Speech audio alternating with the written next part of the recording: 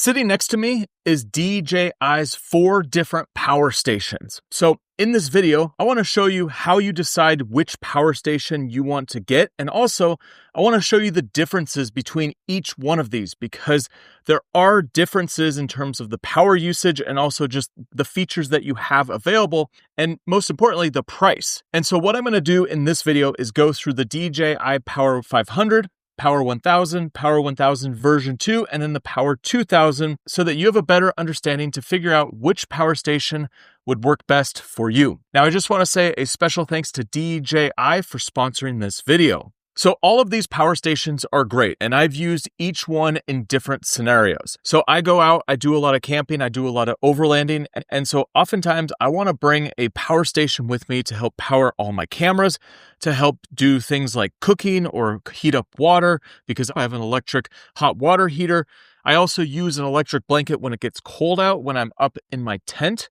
And also I like to do things like all night time lapses, which is great to have one of these power stations running my camera all night and I never have to worry about losing battery. I also use it to run a fridge to keep all my food cold. And then I also take these power stations with me when I'm on set with my client jobs so that I can have backup power. I can have my hard drives plugged into a battery source instead of to an AC outlet.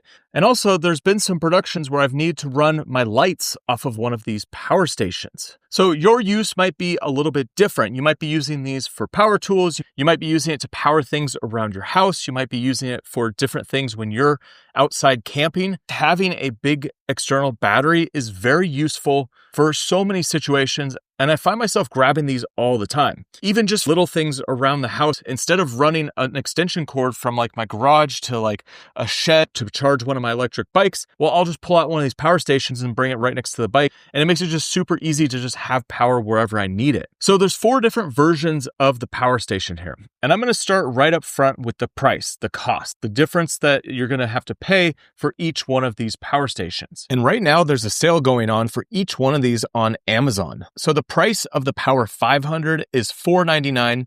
The price of the Power 1000 is $699. The price of the Power 1000 version 2 is $469. And the price of the Power 2000 is $799. I'll include links for each one of these sales pages down below in my description so that you can go get the best deal right now. So beyond price, the big differentiating factor between these 4 batteries is going to be the amount of power each one holds. And they pretty much tell you in the name. The 500 is around a 500 watt hour. The 1000s are about 1000 watt hours. 2000, about 2000 watt hours. So what that means is if you're pulling 500 watts out of this battery, it would deplete in an hour. In the 1000s, it would deplete in 2 hours. In the 2000, it would deplete in 4 hours. So you're basically doubling the capacity as you move up from the 500 to the 1000 to the 2000. And beyond the capacity, there actually is a few different things that will make you want to jump up to the newer version, the 1000 watt, or even the 2000, depending on your needs when you're figuring out how much battery you're going to use. So before we go into like all the little details and the specifics for each one of these, you got to first calculate how much battery do you really need? How much are you going to use? And this is the important thing for you to figure out first, because each one of these gets heavier and heavier as you go up in size. So the DJI Power 500 is roughly 16 pounds, and you could tell it's smaller. So like this is pretty easy to handhold. The version 1000 watt is about 28 pounds. The version 2 is about 32 pounds. And then when you get up to the 2000, it's like 48 pounds. So this one definitely gets heavy and it's not something you're going to want to be like lugging around. When I use my Power 2000, I keep it in the back of my Jeep and I just keep it secured and I bring everything to it. Whereas when I'm working with the 1000 or the 500, I use these as more of a portable battery, especially this 500. One of the cool ways that I use the 500 is whenever I want to do a night time lapse, this is my battery that I put out with my camera and let it just sit all night so that my camera never runs out of battery. And I've been on shoots with other creators where we've powered multiple cameras off of this one battery and just let it run all night.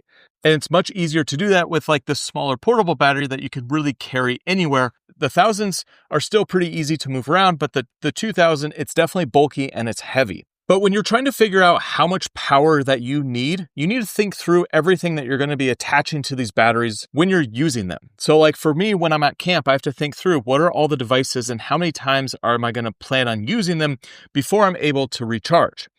And you basically just need to do some quick little math. So I have my hot water heater that I use, and let's plug this into the Power 2000 so we could just do a quick calculation of how much power this device takes.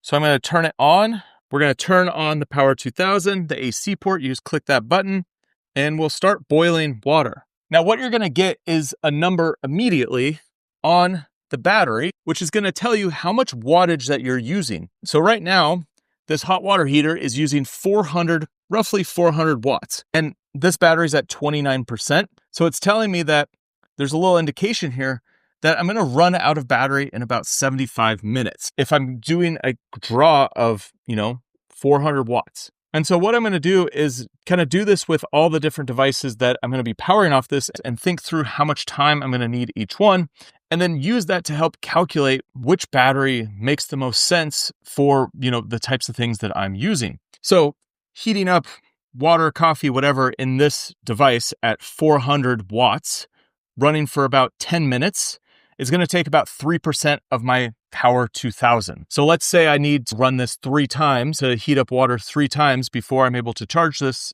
Well, then that takes up about 9% of the battery. So you can see how you could start calculating the math based on, the different things that you're going to be drawing off it. And you can get a rough estimation of like, oh yeah, I'm only going to be using 500 watts. So, this little 500 is fine. But if you're someone who's doing camping and you're using multiple devices while also charging your computer, running your Starlink, whatever, you're going to be drawing a lot more power. Like my Starlink, when I'm at camp, is running continuously. It's only drawing about 30, 40 watts. And I pretty much let it run the entire time I'm at camp. So I'm going to have a lot more draw from that one device. But when it comes to ports, there's a lot of options with each one of these batteries. So on the Power 500, you have 2 AC ports, you have 2 USB-C, 2 USB-A, and you have an SDC Lite port. So these are interesting. All 4 of these batteries have this SDC or SDC Lite port. And this is a proprietary port that DJI has created so that you're able to draw more power out of these batteries for different specific uses. So you get these cables that you can attach different devices to, and these ones are specifically for drone batteries. So this one is for my DJI Mavic Pro 3, and this SDC port allows me to do a quick charge on my batteries. And then this one is for my Mavic Air 3. So there's different attachments that you can use to be able to charge devices, but also do things like bring power into these batteries. So with this SDC port, it's both in and out. So if you just need to charge these batteries off a 12 volt, well, there's a 12 volt adapter that plugs into the SDC port. And the same thing, you can plug in solar panels. So if you want to add in solar panels when you're at camp, or if you have, say, solar panels on the top of your RV or your truck, or you even just have solar panels at home, you can bring power in using this SDC port and be able to charge them much faster. Now on the Power 1000, the original one, you have 2 AC ports, 2 USB-A, 2 USB-C. You have a quick charge, and then you have 2 of these SDC ports. One of them is an SDC Lite, and one of them is a regular SDC. And with the SDC versus SDC Lite, the SDC is just higher capacity, higher in and higher out than the SDC Lite. So on the original Power 1000, you have 1 SDC, 1 SDC Lite, and that's the same when you get to the Power 1000 version 2. So this actually has more ports, and this is one of the advantages of why you'd want to get the version 2 over the version 1. This is a more advanced battery, and it's got more built into it, and also you just have more access to ports. So on this one, you have 4 AC ports, you have 2 USB-A, 2 USB-C, and then you have the SDC and SDC Lite. Now, one of the other major differences between the original 1000 and the 1000 version 2 is that the version 2 has Bluetooth connectivity. So you can connect it to the DJI Home app and be able to monitor everything from an app. Whereas when you're using the version 1, you have to actually buy this little dongle to be able to have that ability to monitor using the app, and it's going to take over one of your SDC ports. Now, the Power 500, it does not have the ability to connect to the app. So that's one of the major disadvantages of the 500. So let's pull up this app. Let me show you what you have in here. So this is the main screen with the DJI Power 1000 version 2 connected. And right away, you could see I have input, output, and you could see my capacity. It shows I have 54%. And with the current draw, it says I have 99 hours left because I'm not drawing anything from this battery at this moment. I click the 3 lines in the upper left-hand corner and the Power 2000 also in here as well. So if you have multiple batteries, you can monitor them all using this app. So let's plug a few different devices into this Power 1000 and let me show you what this app shows.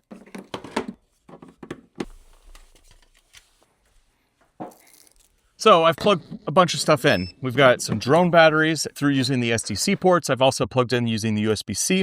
And then I've also plugged in my main key light here using the AC port. So let's go into the app. And you can see right here, and the input shows nothing. I'm not bringing any power into this. I have nothing hooked up to the input right now. But we go to the output, and now it shows that my total power output is around 330 watts. It's kind of bouncing up and down. It shows that the AC port is drawing 54 watts. That's my little 60 watt light up here. I have the SDC, which is pulling 144 watts, and then the other SDC port, which is pulling around 130 watts.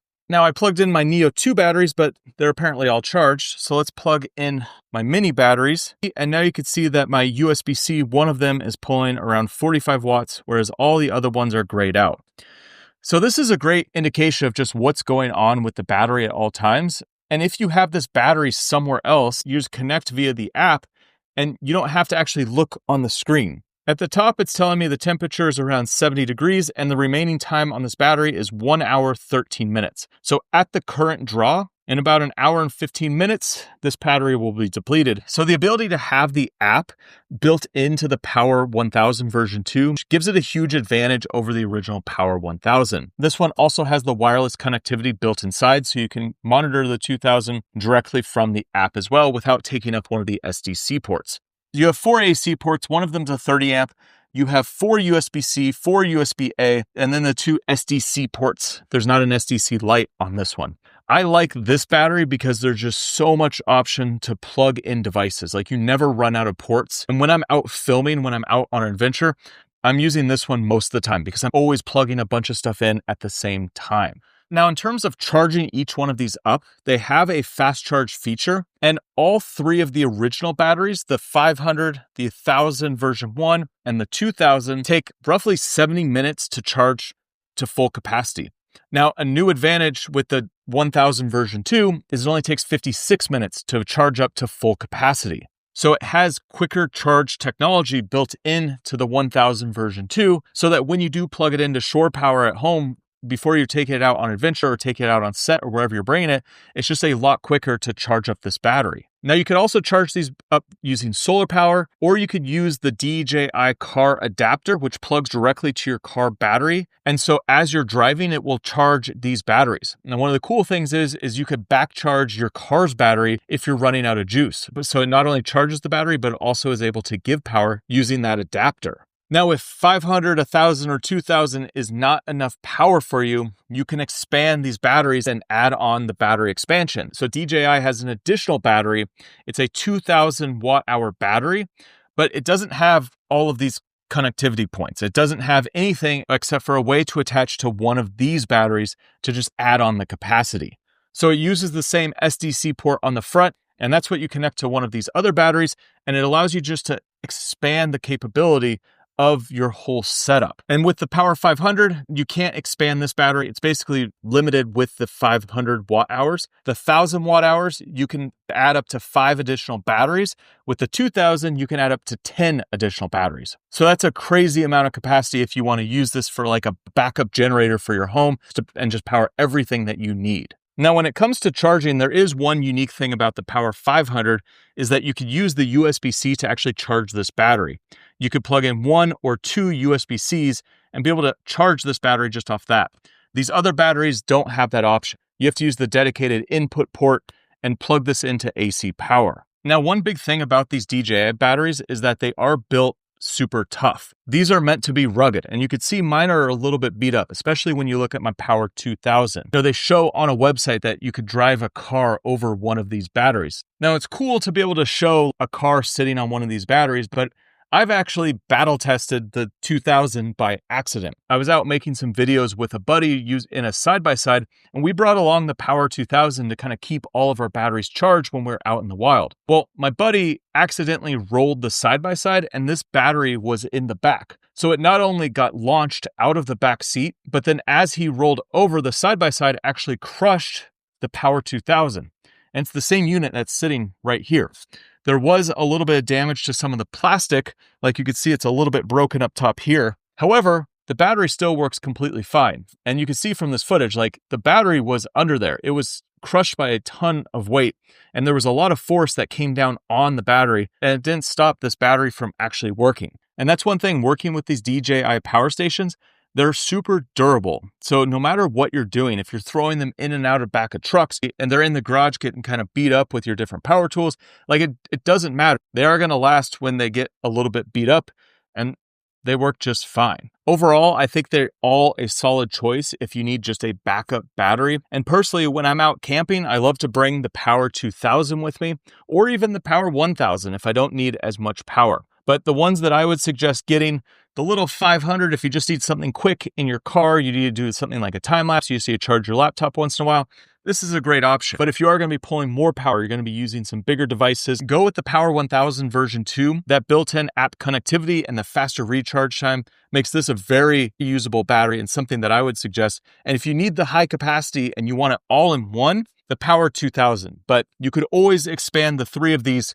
and make them bigger if you do add on those 2000 watt-hour batteries.